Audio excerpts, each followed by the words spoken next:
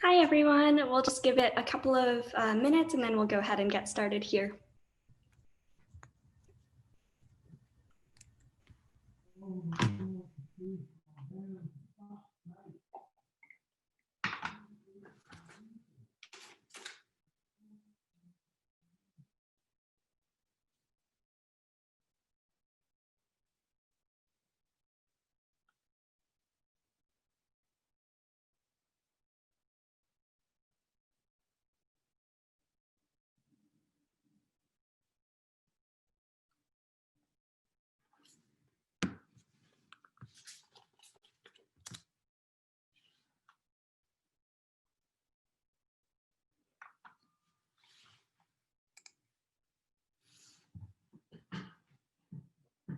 Very different to normal conferences where you see other human beings while you're waiting to get started. I know, quite different. Strange times this year.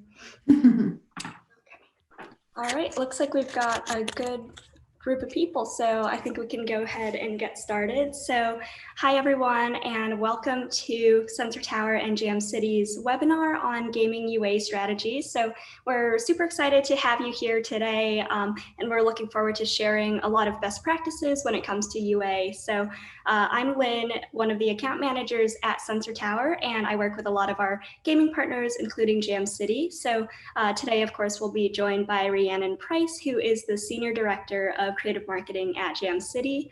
So together we'll be taking you through, how they use Sensor Tower for creative testing, and also specifically what that iterative creative process looks like for her team. And, of course, because 2020 has been a bit of a crazy year, we'll also be touching on how Jam City has shifted their strategy during the pandemic to capture this new wave of mobile gamers.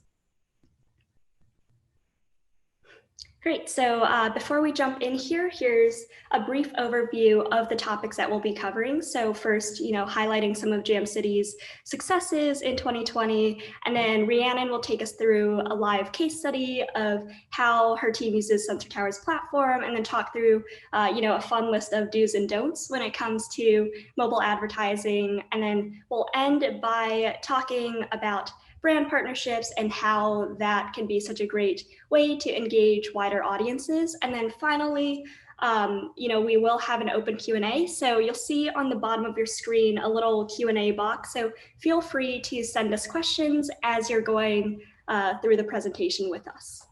Great, so now Rhiannon, I'll turn it over to you for a quick introduction. Thanks, Lynn. Yeah, so I'm Rhiannon Price. I'm the Senior Director of Creative Marketing at Jam City. I've worked at Jam City for about 3 years, coming up to 3 years, and I'm responsible for the entire creative team in-house. So that's video artists, designers, creative directors, creative strategists, producers, and 3D artists, and a big array of creative vendors as well. So a bit of background on who Jam City is.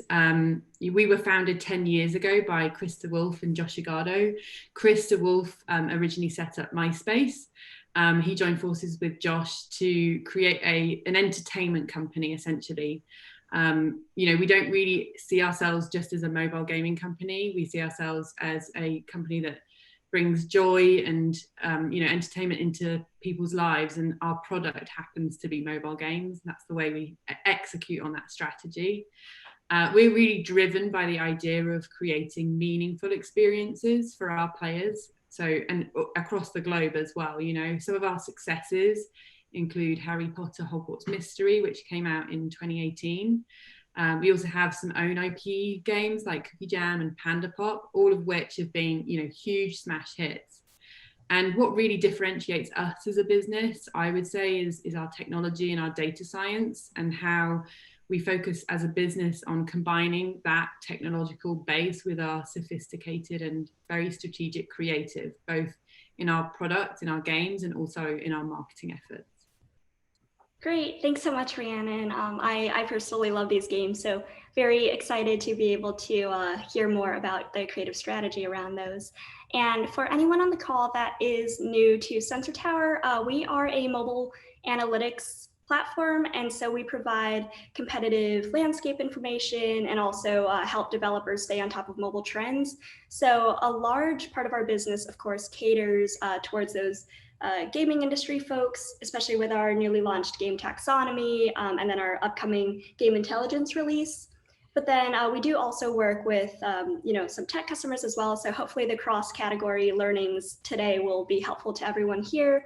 And we're of course lucky to be able to work with Jam City and help them use our tools, so that in turn enables them to build some really terrific games, which we'll be talking about today. So Rhiannon, back to you to talk about some of the 2020 successes from Jam City.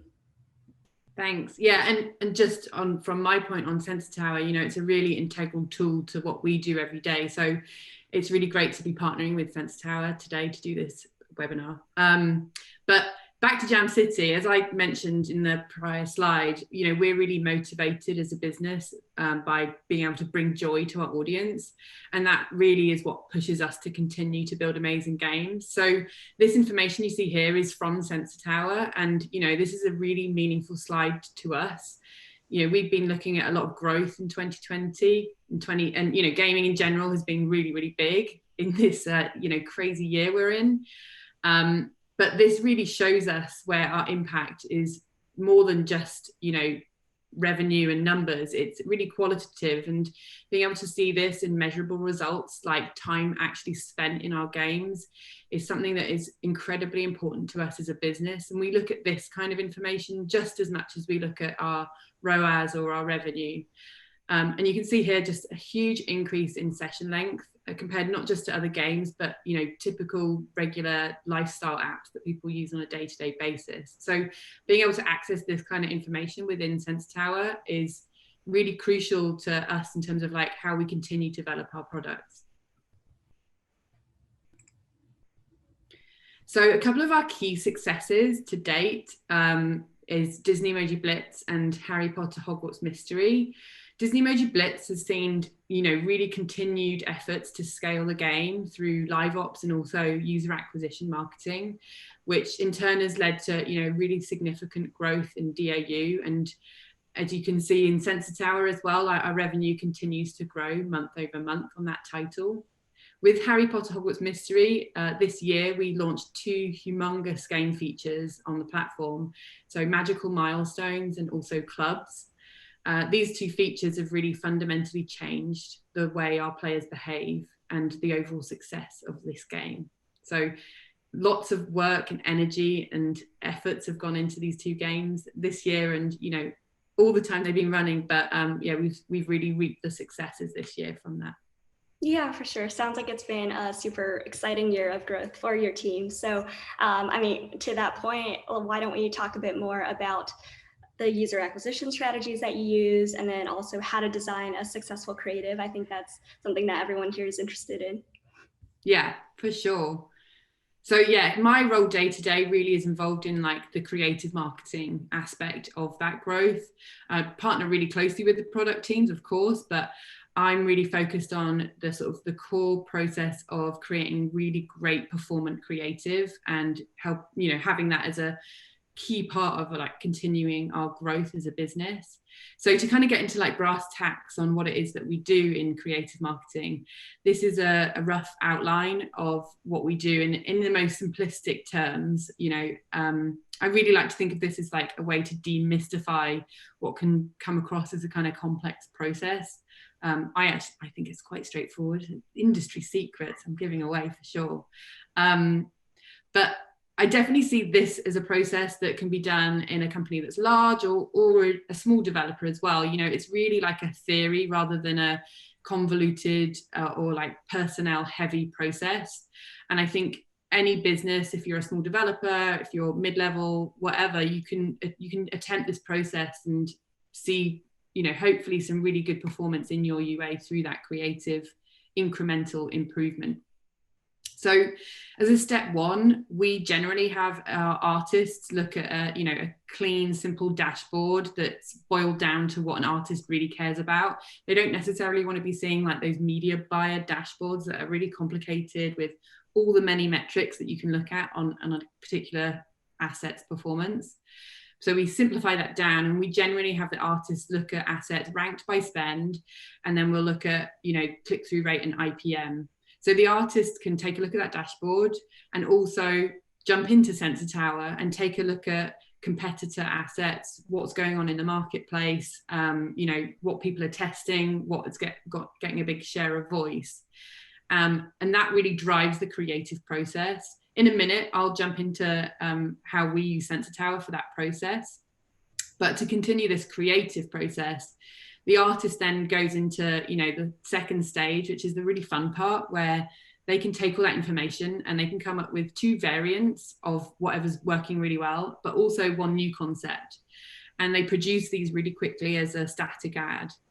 So that asset then gets uploaded to our internal database, and the media buyer will pull it and run it as a MAI campaign on Facebook for 3 or so days, just to get enough spend to kind of assume that we have some statistical significance on it. If you have a more sophisticated data science team, then you'll be able to get more accurate statistical significance. We have an amazing and big data science team in our company, but I know that's not really a reality for a lot of smaller companies. So generally we would look at, getting around sort of $500 to $1,000 of spend on an asset before we kind of call it statistically significant.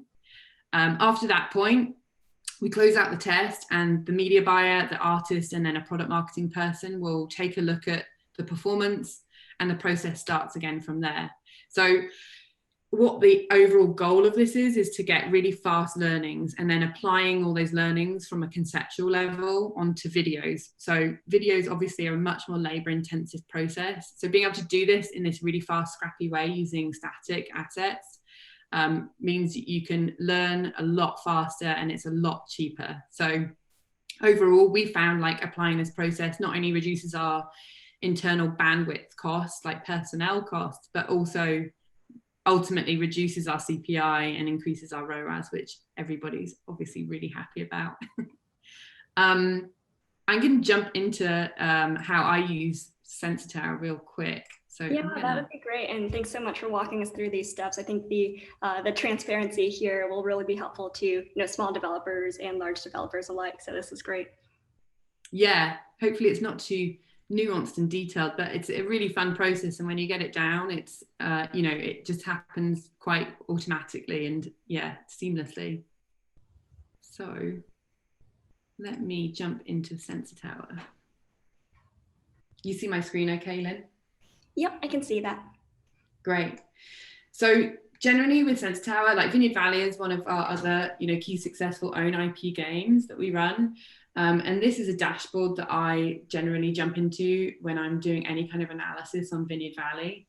And the way that I have created this customized dashboard is at the top, I just want to know like top level, what's going on in the industry, who am I competing against, how are they performing, where do we kind of stand against them. So this box at the top here is games and specifically puzzles within the US. So I'll generally just kind of like scan who's in the top charts. I look at some very regular names that I see here all the time. Candy Crush are generally always at the top here. But it's good to see like those new games, and as they're coming up, Homescapes and Gardenscapes are obviously massive now, but a couple of years ago, they weren't at these top charts. So to see their kind of meteoric rise is really fascinating. And I think we're going to look at a couple of their kind of creative trends a little bit later. But also, Lily's Garden, it came out at a very similar time to Vineyard Valley, and to see that in these top charts as well, and really be able to look at how we compare to Lily's Garden is crucial. And the Sensor Tower platform allows us to do it, at the drop of a hat, rather than having to dig into, lots of hard to uncover information. So that's kind of top level. Then I'll take a look at like where we're ranking in terms of the stores. So Vineyard Valley is definitely, we've got a stretch to get up to the Lily Garden and the Fishdom kind of levels. But for me, it's really important to be, honest and realistic about where you rank against these competitors, because that's what sets your overall goals to grow and improve. I'll then take a look at where we're indexing in terms of geos for our media spend. And that again tells me, and something I would talk about with the media buyer and their strategy of like, Are we targeting the right geos? Is there an area of opportunity with a different market perhaps that we could tap into? It also raises the discussion of, is there a geo that our competitors using that we're not, and are we doing culturalization and localization in the best way possible for the creative to take advantage of that opportunity? Next, I'll look at the network analysis. So to really look at where, Lily's Garden is spending and over-indexing versus where we're spending. So, ad colony isn't actually something that we're spending on Vineyard Valley. So that would be something that with the media buy we talk about, is that something that we want to look into? We obviously index high on Iron Source, so do Lily's Garden. So, there's some commonalities there, but what areas can we invest in more to, mirror the successes that they potentially have? And then lastly, I like to take a look at something that's less of a stretch goal and some, games that are more within the realm of where we're at. So we're looking here, Lily's Garden is obviously like a big bear moth in this whole chart. But when we look at Sweet Escapes, Tuscany Villa and Word Villas, they're much more in line with where we're at in terms of revenue. So that gives us a fair comparison to look at for, what kind of tactics are they employing to scale their games. And so we're not always just trying to replicate these competitor assets. We're looking to see what sort of trends and commonalities they have that we could maybe learn from and develop our own original creative from. So that's where I jump to, that's my first thing in the morning, cup of coffee, take a look at these dashboards, see where we're at.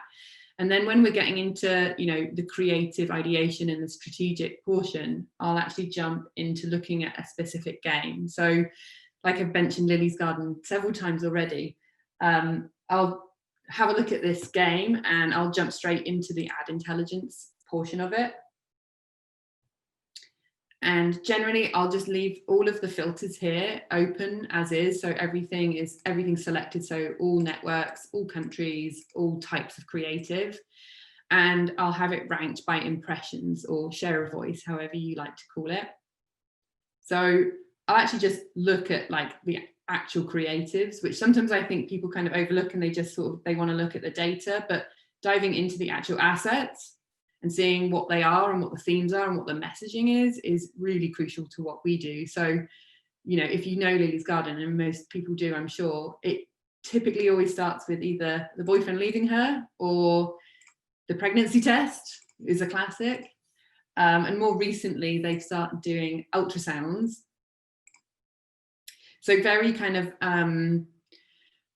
thumb-stopping sort of concepts. They really grab people's attention. They're generally, pregnancy themed in some way, definitely romance and drama themed.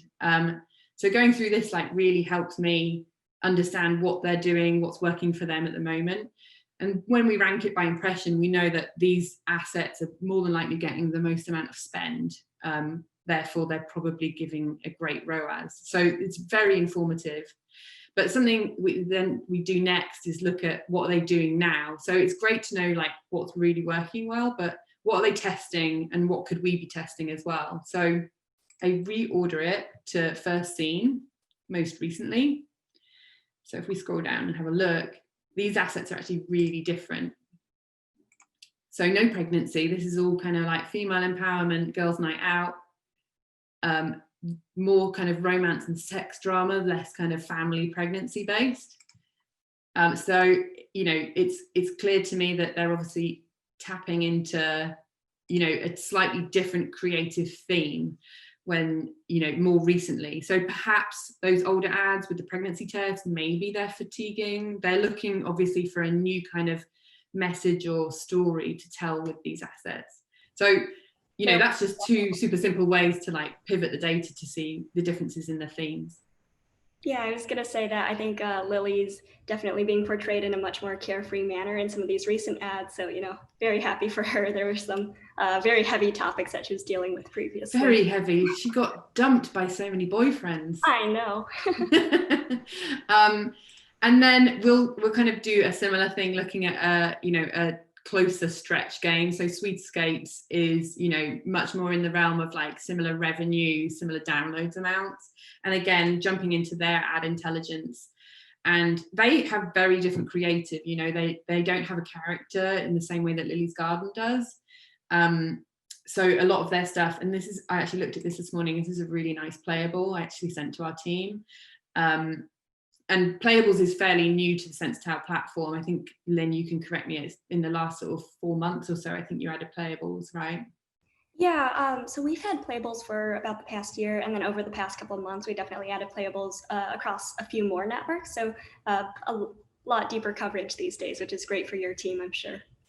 Yeah, playables is definitely a big area of opportunity, and it's something we talk about a lot. And previously, it was very hard to kind of uncover what people were doing in playables, apart from playing games and getting served the actual playable ads themselves. So to be able to see what people are doing, you know, in a sort of more informative way, like ranked by impressions, has been incredibly helpful. So again, you know, if I was diving deep into like looking at specifically playables, I would just filter it just by playables. So, you know, this is super interesting. They only have 3 playables running, but, you know, they're obviously iterating on this. They've had one that was 3 months old, 25 days old, you know, a month old. So there's lots to dig in there. And for me, this is like the funnest part of the whole creative process. I kind of sit more on, you know, the creative strategy side. So you could kind of deep dive into this endlessly. And I think it can become a rabbit hole how passionate and interested you are in it. But even just doing it top line, like I showed now, like what was that kind of like 5 or 6 minutes? You know, there's a lot of learnings to take away from that to feed into your own creative process. Yeah, and I think you had a very good point about how, you know, for some of the smaller developers where they're a bit more stretched for resources and maybe don't have the time to go through that full creative cycle you mentioned, it's great to be able to look at some of these more successful games and see what these games have tested and then shifted away from very quickly. So then you kind of know through that, oh, that's not a path we want to go down. Yeah, if you're constrained by bandwidth or budget, you know, like the way I see it is we're not copying the competitors, we're kind of standing on their shoulders, right? You know, King or Playrix or whoever it may be have spent a lot of time and money investing in coming up with those creatives that work really well for them. So, you know, take advantage of their learnings and, you know, go beyond that rather than starting right from the bottom. Right, absolutely. So I'm going to stop sharing my screen and we'll jump back to the deck.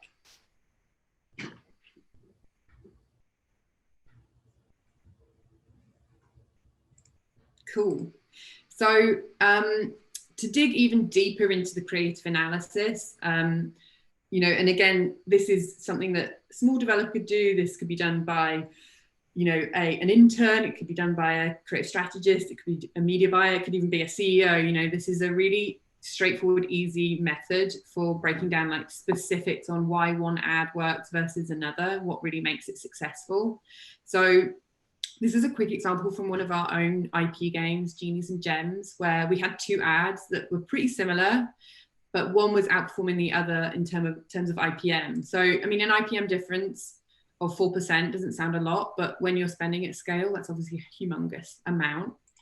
So it's really important to like dig into why is that IPM different and how can we leverage that to improve it even more.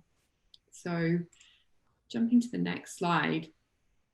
The first thing we really do, and like I said, like literally anyone could do this, like even my mum could do this, I think, is ask yourself like the most simple, straightforward questions you can about that asset based on your observations of the differences between the 2 assets. So perhaps it's the player finds it really easy to understand the levels that they feel that they can beat, you know, or perhaps it's because they feel immersed in the idea of the puzzle because the hand is guiding them through it. So you just need to ask yourself as many of these like really top level, like seeing the wood for the trees questions and try to think about what that overarching theme or motivation might be that's driving that question. So in this scenario, you know, when we looked at it, it could be about achievement, it could be about immersion, it could be about excitement, you know, a number of different kind of ideas and themes. And there's no right or wrong answer here. There's no limitation to it. So jumping to the next slide, like taking those themes and motivations and really converting those into meaningful hypotheses is really important. So by like meaningful hypothesis, I mean it should be a really confident statement, not a question.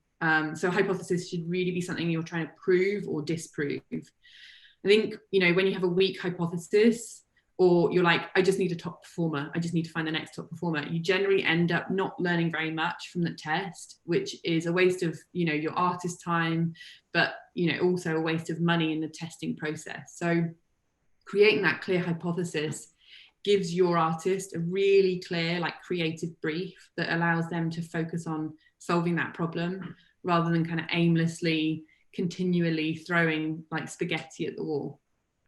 I love that expression. Yeah, and I think when we first discussed this, I was really surprised by hypothesis number 4 because I, love sparkly, flashy things, and my assumption was always that like the more you have, the more engaging it is. But it's always great, as you're saying, to be able to take a step back and really question those basic assumptions, because then you're creating creatives that lend themselves to a much more player-centric strategy, I think.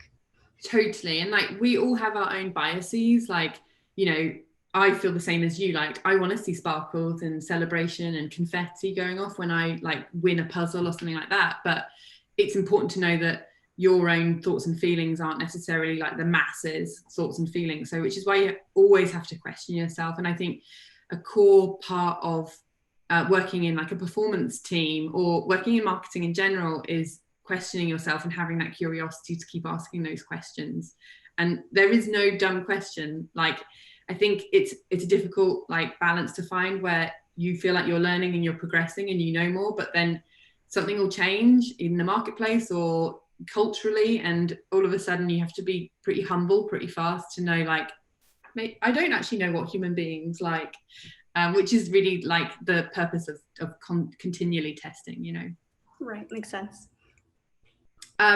So yeah, just one last step in this, deeper dive of creative analysis is super fast, and you can reuse this over and over again for many tests, but it's really vital to come up with a testing rubric. So we, like I said, we often reuse the rubrics. We might just replace the hypothesis, or we might update the risks, the associated risks, but having a clear alignment with everyone in your team, whether, you know, that's just you running this entire process yourself, or whether it's you working with a media buyer or you working with an artist, like having this information outlined means you can stay on track with what your test is and continue to generate really valuable learnings that will impact, like, you know, just not just the IPM, but the ROAS overall. So having those kind of small incremental changes in what you run, can have a massive impact on the eventual success. Yeah, no, I love this whole process, and I think it does definitely go a very long way in demystifying the process, as you mentioned earlier, because it's just such a black box on what is successful and what's not. So having more of a formulaic approach definitely makes a lot of sense here. And then I, of course, wanted to talk a little bit about 2020 themes, patterns, and also worst practices, especially as we're wrapping up this webinar a bit. So, of course, highlighting playrix here, especially homescapes, given how much their creative style has evolved since the game was first launched in 2017. I'm sure Rhiannon and I have both spent hours digging into these creatives here. So let's talk about them a bit. So along with Matchington Mansion, Homescapes was one of the pioneers in those fake ads that we've all seen, the ones where the kitchen is on fire and then you have to choose an option to, help save the house. And so those very iconic ads became a huge trend and led to a lot of very explosive growth, and was adopted by a ton of developers. And I think since that happened in 2019, everyone has kept a pretty close eye on playrix just to see what they'll do next, especially since they do so much experimenting. And so looking at 2020 alone, starting with this March 2020 creative, so we're still doing those disaster creatives, but kind of manifested differently. So now you have an underwater catastrophe where the main character here is encountering lava and encountering sharks. So I think this is really impactful because then the audience wants to sympathize with the character, and then that in turn leads to higher engagement and maybe higher installs. And then also, like, as this water creative maybe experienced some fatigue, Homescapes and Playrix quickly pivoted into these plumbing creatives that we've also seen over the past couple of months. So this one's interesting because it's kind of a return to the home catastrophe idea, where Austin, the main character, is confined within that home, and he's dealing again with some pretty awful stuff. And so you can see how both of these trends have correlated to that download growth on the chart below.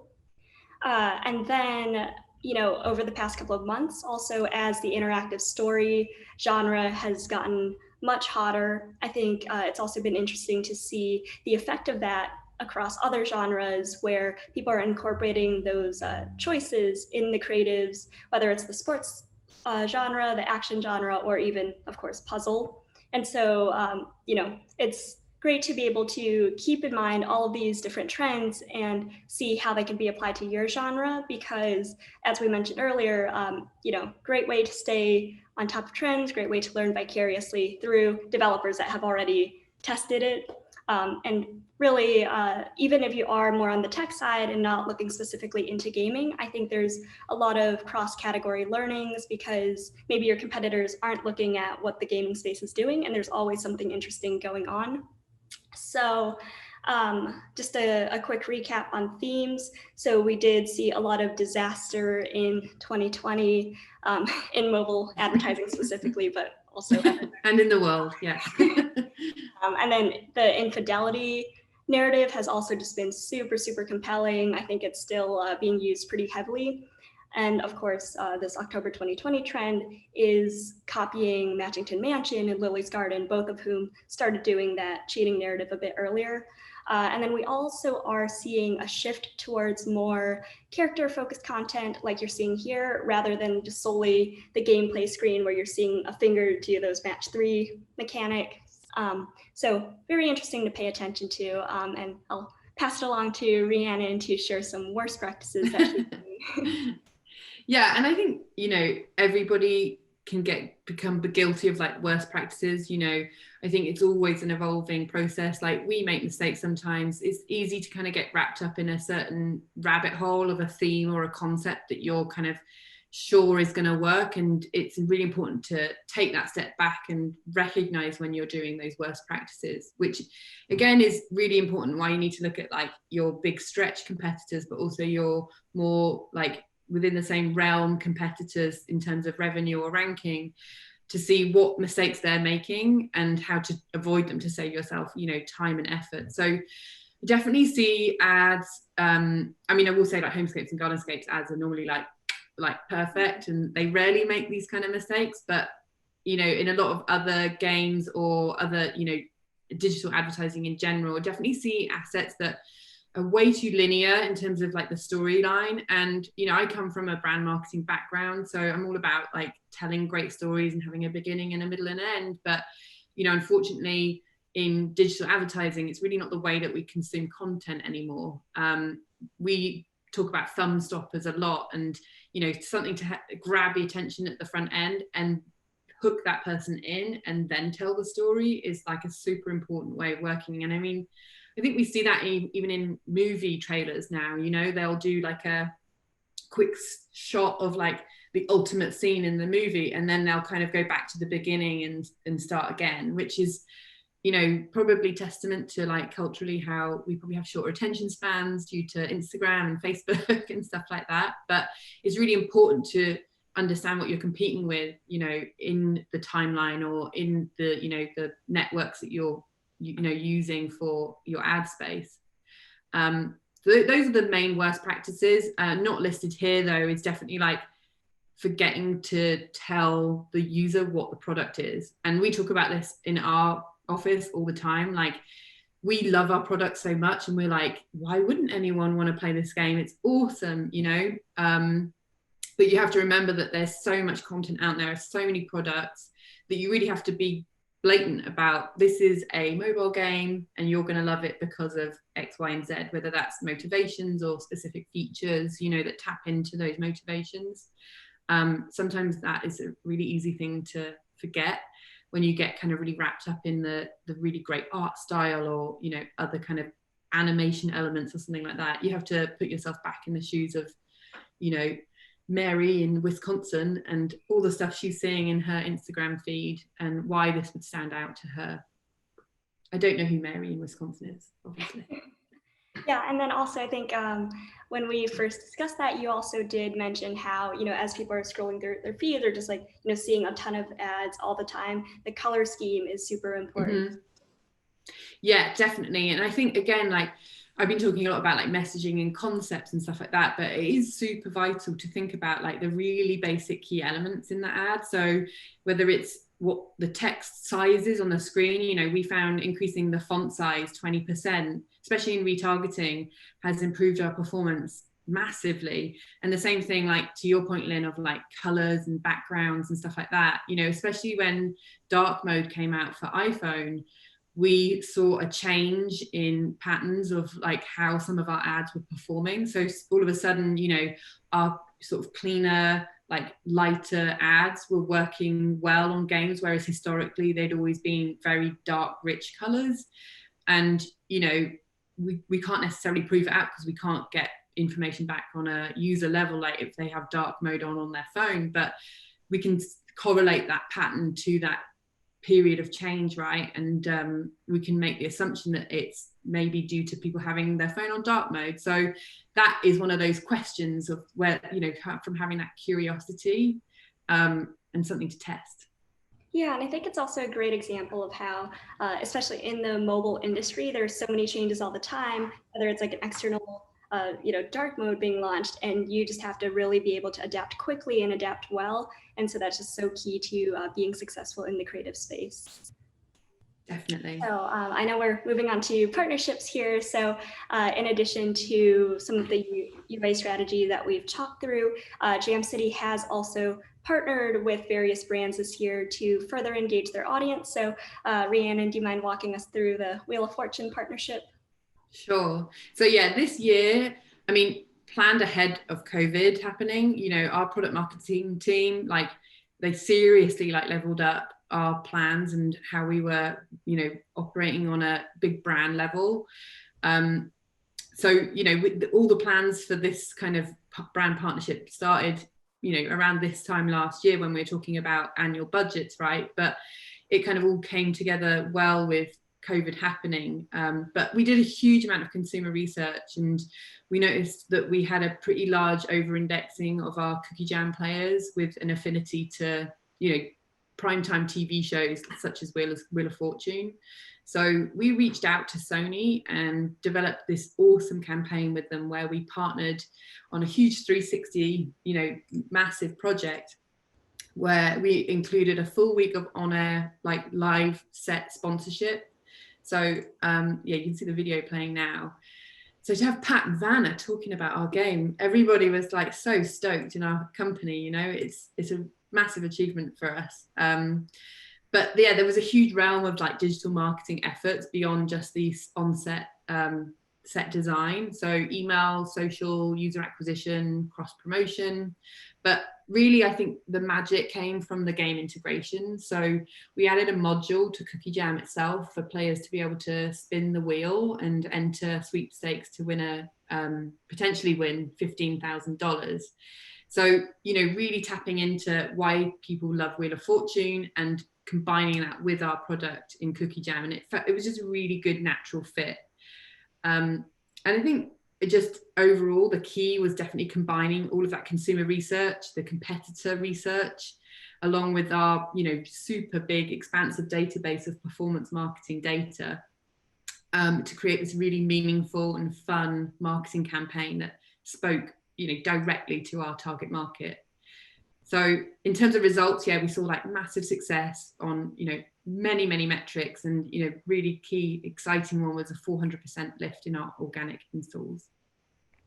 Yeah, no, that's super exciting to hear about, and I think it's you know, great to see how many different things were thrown in there, whether it's the consumer insight surveys, email, and, you know, UA also. So it's not just an isolated creative approach. Yeah.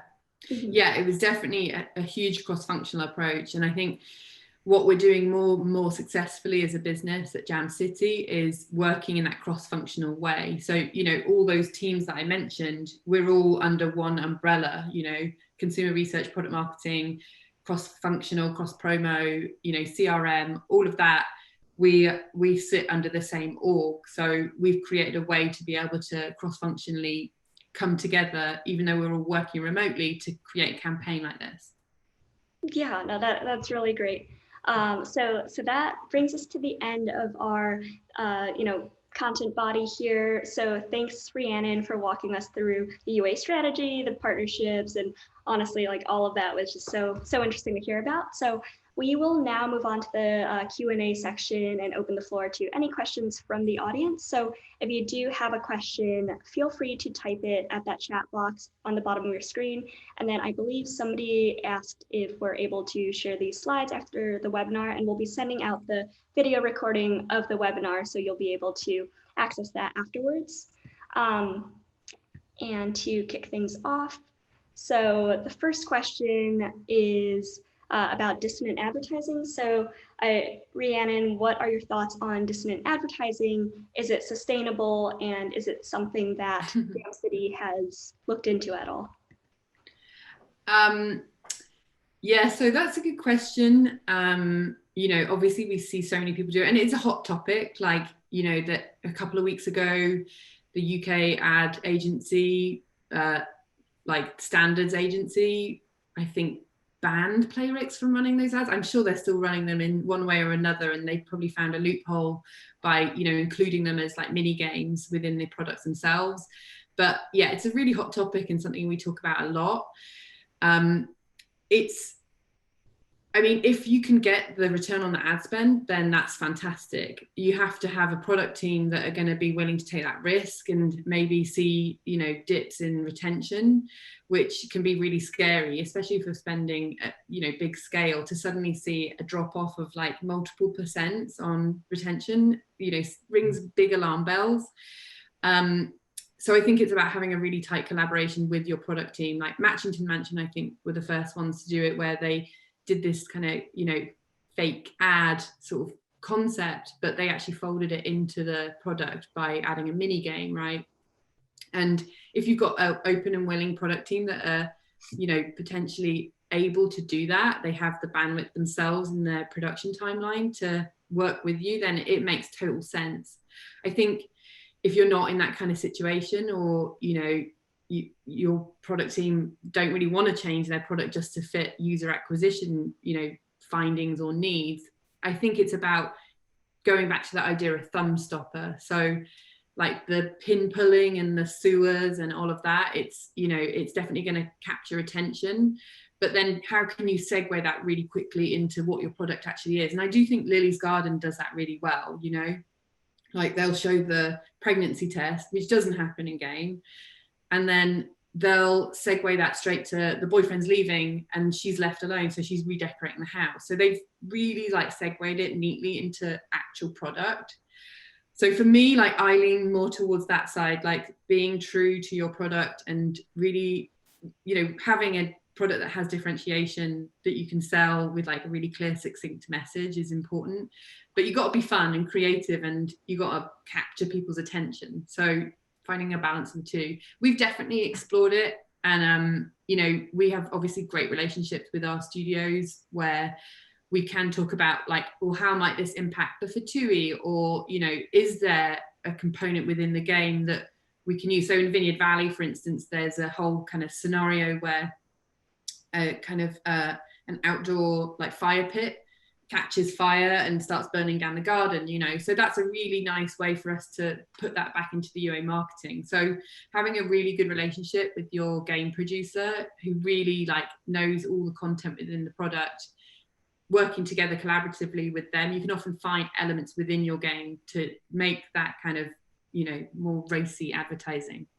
Yeah, no, I think you're absolutely right, because I know even when, when Playrix put those mini games into their core gameplay, people still were saying some negative things, and they were like, oh, this still feels deceptive because we're only getting this mini game once every 20 levels or so. And so to your point about being more creative, about incorporating those more risque, interesting snippets, I know Toon Blast did a really great one where they also copied that water escape style creative, but instead of having the golden bars, which have nothing to do with their gameplay, they actually used that blast mechanic to block the character's paths. So things like that, I think, are a really great way of approaching this. So thank you. Definitely. And I think another company that do that really well is PlayQ with Charm King. Like, I really feel like they kind of pioneered this like puzzle with purpose concept, like where you have to solve part of the puzzle in order to keep progressing through the story. And their creatives are really clean and like thought through, succinct. And we, it's not always about looking at those like big champions of the industry. Like Charm Kings is, a smaller company, but what they're doing in terms of their marketing is really, really well done and thought through. Yeah, absolutely. I'll have to look more into that one. And then another question from the audience. Would you say that creative trends are cyclical, as in, trends come in and out of style, or is it more constant innovation and something that has worked in the past just, is one and done?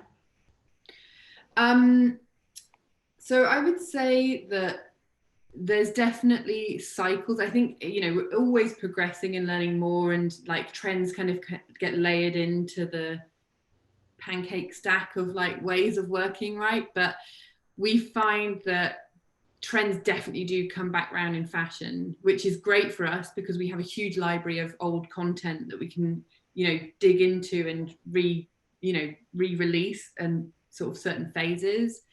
Like recently, Facebook AAA campaigns have, really kind of thrown stuff up on its head for us, where we've seen really old concepts and assets suddenly start performing really well again. And they were assets that fatigued, 10 months, a year ago, or something like that, or even older.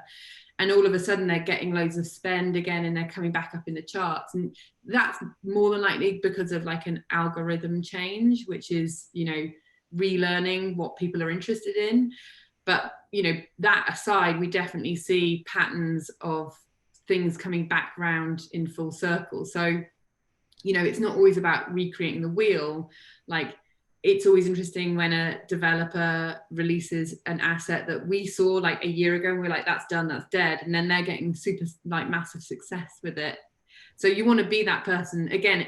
It kind of comes back to that same thing again of like always questioning yourself and being curious and like being like, oh, I remember that amazing asset I made last year. Like, why don't I test it again? Like, I think again, it comes back to that curiosity. But yeah, I mean, obviously there is always like constant, learning and best practices and people like seeing what people are doing and progressing forward. I think, the general face of user acquisition creative has changed a lot over the last, well, it's ever changing, right? It's become a lot more sophisticated over the past couple of years for sure. So yeah, it's a combination of like driving forward, but also folding in everything you've learned from the past. Got it. Yeah. So the key takeaway is to never delete any of your old creatives. Never delete anything. Yeah, that makes sense. I was digging into creatives the other day, and I'm starting to see those intentionally misspelled creatives come back into style and hitting some of our top creative pages. So, for example, only 1% of people can achieve this. Those hyper casual messages, it's now misspelling people as P-O-E-P-L-E instead of how it's normally spelled. And that seems to be working well. So definitely interesting to see. Yeah, and really difficult to do on an IP game where, you can't have spelling mistakes like that. But I think with spelling mistakes, it's really interesting. Like maybe that's tapping into people that are a bit more kind of analytical thinkers where, they really like solving puzzles and feeling smart and stuff like that. And, that advert is really jarring and irritating, right? So they want to kind of go in there and correct the game almost. I mean, the only thing with analytical thinkers that we find, because we sort of look at these different groups of people in terms of segments and motivations, right? We do generally find that analytical thinkers don't monetize that well either, because they're quite tenacious and they want to solve it themselves, and so they're maybe not quite as likely to do like in-app purchases, for instance. So I think it's interesting to like keep a balance of those trends and what that taps into in terms of like your actual long-term performance as well. Right, for sure. And I think the point about player motivation is spot on. You know, like the people that want to achieve the high score or be like in the small percentile of people that can complete the puzzle, those are the ones that probably respond better to that ad. But then for someone who's more interested in Lily's Garden, where their motivation is to read the content and decorate something and build, I don't think that messaging would work as well on them. So definitely a good point. And then another question from the audience. Are there any trends you anticipate for 2021? So, you know, very broad, but if there's anything that, you know, you'd like to speak more on, feel free. I mean, honestly, it's like almost impossible to predict what's going to happen in the future. Everything changes so fast. I mean, I think people are going to get very bored very quickly of anything that is related to COVID or like work from home or, you know, any of these kind of like long ongoing kind of situations that we're all in. You know, I definitely feel like as a company, we're trying to focus on, you know, the joy and like positivity that can, you know, be brought into people's lives from these products, rather than, you know, I just see so much stuff that's like bored of Zoom, and it's like, yeah, we were bored of Zoom in like April. Like, so yeah, just I guess that would be one thing. I don't really have any kind of like specifics. I think we'll maybe see less people using Scandal and stuff like that.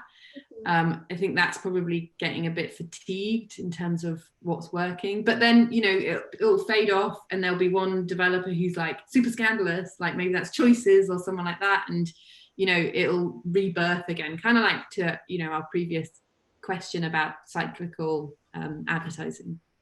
Yeah, and you're right about how people want to use these games as an escape from reality and to focus more on the joy side of things. Because I know Lily's Garden and some of the other games tested having characters in UA wearing masks before leaving their house or like while fighting zombies, and that went away really quickly. So I'm guessing it wasn't successful because people don't really want to see that as much. No one wants to be reminded of reality at the moment, I don't think. You Yeah. want to escape it. Mm-hmm. And then one more question. Any thoughts on how the IDFA transition will change UA creative strategies? Sure. And I see this is from Julie Turner. I know Julie. Hi, Julie. Great question. I didn't ask Julie to ask this question. I mean, that's definitely a conversation we've been having, you know, ever since the announcement of the IDFA, you know, going away has been on the table. Like, so what we've been doing to address that, and we've been working on it for a good few months, is really partnering with our consumer insights team to develop persona like profiles of our players. So really understanding who our players are, where they're at, what they do, what they like, what they hate, what they fear. You know, we've become really reliant on Facebook to just figure out who to give the right ad to. And I think that is the key part that's going to go away. So we kind of almost go back to like traditional marketing strategies, right? Where we develop a really clear image of who this person is, what they're doing, what they care about, and then making creative that really speaks to that, which honestly, like, that's what you do in brand marketing, right? So I think from a performance perspective, it's kind of like a new method for a lot of people that are kind of newer to the industry, because you just make stuff, throw it out there, right? But we're developing, you know, really robust documents that outline our different segments of our personas for different games and where the value is for each of those segments, and then testing that out in this period while we still do have the IDFA, right? So if you're not preparing for IDFA already, like, you want to start ASAP, definitely, and gather as much information as you can about your players. And I think in the future, it's going to be relying much more on consumer insights and that kind of information that you're going to get available to you. Great, thank you, Rhiannon. And then one more question about how does Jam City think about live action creatives and also creatives for platforms like TikTok? Yeah, so live action is definitely like hit or miss for us. Some games like Harry Potter Hogwarts Mystery, we made a live action TV ad last year with an agency from the UK called Itchy. I actually used to work there, didn't work there at the time we made it, but that was a really successful asset we made, and it was really high quality. It was an expensive piece of content to make, but we have, you know, got the return on the ad spend on it, you know, long time ago, like not within very long of running that ad. So that was really successful. But that kind of game is immersive and it's imagination based. It's, you know, yourself feeling like you're going to Hogwarts. So live action really lends itself well to that kind of product. Live action for something like Cookie Jam, we have explored it on a much smaller scale, a lot lower investment, and it really didn't work for us. Like I see it working for like Best Fiends. They typically have like a lot of, you know, presenter type people talking to camera, talking about the product with gameplay behind them. That seems to work for them. We've never been able to make that work for our kind of like very simple match 3 products. So it's really looking at like the genre. And again, it kind of comes back to like Julie's question about IDFA, right? Like knowing your player and knowing what drives them. If the game or the product is really immersive and person-based, live action very well may work. If it's not, if it's more about progression and achievement, I don't think live action is going to be super successful. But then the second part of that question was about TikTok, right? So we've explored TikTok a ton, and TikTok definitely gave us their best practices, which was make it like user generated content, like make it feel like it's content that naturally sits on the platform. And, you know, like with Harry Potter, for instance, we had that live action ad that I mentioned, and then we did create some like user generated style content as well. And it was actually the more traditional user acquisition ads that worked on TikTok. So more of like showing gameplay, motion graphics, interstitial cards and stuff like that. So it actually kind of went against the best practices that TikTok gave us, but you know, they're still learning as well. And gaming on a platform like TikTok is quite difficult to sell, you know, because it's very interruptive to the experience of TikTok. But yeah, that's where we did actually find success, was showing gameplay. And you know, a big part of Harry Potter is customization, and we got huge diversity within what you can do within that customization, you know. So that was something that we could really tap into with TikTok player base. It was a topic that, you know, those people that were seeing our ads were really interested in. So like, yeah, live action didn't work for us on TikTok, even for Harry Potter, strangely.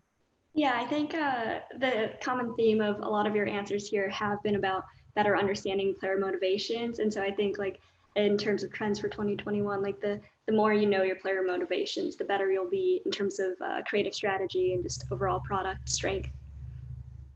Yeah, 100%. Like I can't stress it enough, you know. And I think if you're just a media buying team, it's sometimes easy to look over that, what feels like qualitative information. But at the end of the day, you got to remember that there's a human being on the receiving end of these ads, and they don't care about your finance goals and your bottom line. They care about their personal experience and what they're going to feel and get from, you know, whatever product it is you're trying to sell to them. Yeah, for sure. Well, we're just coming up on noon here, and so I did want to, thank you for joining this webinar, everyone, and of course, thanks Rhiannon for participating. We've learned so much from you.